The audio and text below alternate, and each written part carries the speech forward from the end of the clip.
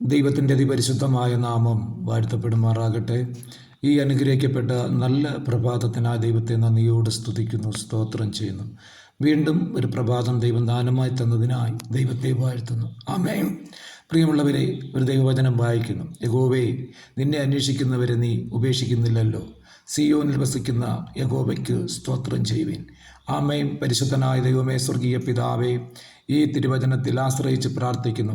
ഈ തിരുവചനം വായിക്കുകയും കാണുകയും കേൾക്കുകയും ചെയ്യുന്ന എല്ലാ പ്രിയപ്പെട്ടവരെയും കുടുംബങ്ങളെയും വ്യക്തിജീവിതങ്ങളെയും അവിടുത്തെ കരങ്ങളിൽ ഏൽപ്പിച്ച് പ്രാർത്ഥിക്കുന്നു.